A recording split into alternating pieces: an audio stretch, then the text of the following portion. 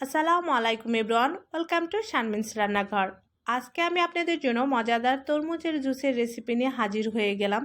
এখন তো বাজারে প্রচুর পরিমাণে তরমুজ পাওয়া যাচ্ছে, আপনারা কিন্তু নিমিষে এইরকম জুস করতে পারেন। আর যেহেতু অনেক বেশি গরম, সামনে রোজা, তো এই রকম জুস কিন্তু আপনারা আপনাদের আইটেমে রাখতে পারেন। তো কিভাবে করেছি কয়েকভাবে আমি আপনাদের সাথে আজকে শেয়ার করছি। তার জন্য দেখেন এখানে তোকমা দানা বা তোকমা সিড নামে পরিচিত, এটা আমি নিয়ে নিয়েছি 1 টেবিল চামচের মতো। এখন আমি পরিমাণ মতো পানি দিয়ে এটাকে আমি ভিজিয়ে রেখে দিব। তো আমি পানি দিয়ে ভিজিয়ে রাখছি। আমরা কম বেশি সবাই জানি এটাকে ভিজিয়ে রাখলে 10-15 মিনিট পরে কিন্তু এটা ডাবল হয়ে যাবে ফুলে। তো আমি এটা ভিজিয়ে রাখলাম। অন্যদিকে 1 চামচের মতো, এটা হলো ইসবগুলে ভুসি বলে, সেটাকে আমি পানি দিয়ে ভিজিয়ে রাখছি। এটাকেও আমি ভিজিয়ে রাখবো, কারণ এটা ফুলে ডাবল হয়ে যাবে।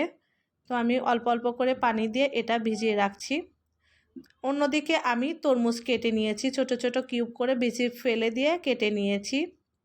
যতটা সম্ভব বিচি ফেলে দিবেন। আর এখনকার তরমুজে বিচি এমনিই কম হয়। আমি একটা ব্লেন্ডারে জার নিয়ে নিয়েছি, এর মধ্যে তরমুজের কিউবগুলো দিয়ে দিচ্ছি। আপনারা আপনাদের ইচ্ছা অনুযায়ী কেটে নেবেন।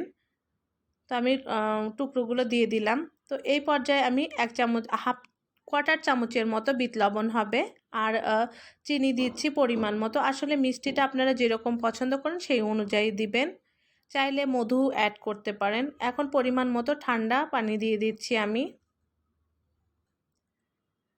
আর জুসটা ঠান্ডায় ভালো লাগে, সেজন্য ঠান্ডা পানিটা আমি অ্যাড করলাম। এখন আমি ব্লেন্ড করে নিচ্ছি। তো ততক্ষণ ব্লেন্ড করব যতক্ষণ না এটা ভালোভাবে মিক্সড হয়ে যায়। তো আমার মিক্সড হয়ে গিয়েছে, এখন আমি ব্লেন্ড করা বন্ধ করে দিয়েছি। এখন আমি পরিবেশনে চলে যাব। তো একটা কাচের গ্লাস নিয়ে নিয়েছি, এর মধ্যে আমি দেখেন যে তোকমা দানাটা ইউজ করেছিলাম, ভিজিয়ে রেখেছিলাম, সেটা কিন্তু ফুলে ডাবল হয়ে গেছে। ওখান থেকে কিছুটা পরিমাণ আমি তোকমা দানা দিয়ে দিলাম, আর কিছুটা আইস কিউব দিয়ে দিলাম। দিয়ে আমি ব্লেন্ড করা তরমুজটা দিয়ে দিচ্ছি। অনেকে সেকে নেয়, কিন্তু এটা সেকার কোনো প্রয়োজন নেই, যেহেতু বিচি নাই।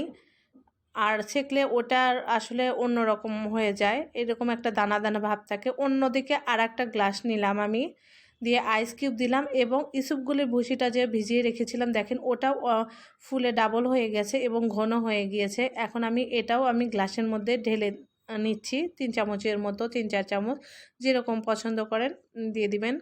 3 চামচের মতো দিলাম, এবং আবার তরমুজের জুসটা দিয়ে দিচ্ছি। দিয়ে আমি একটা চামচের সাহায্যে 2টা গ্লাসই ভালো করে মিক্সড করে নিব। তো আমি মিক্সড করে নিয়ে নিলাম। অন্যদিকে এমনিও কিন্তু আর একটা গ্লাসে আমি ডাইরেক্ট তরমুজের জুসটা ঢেলে নিলাম।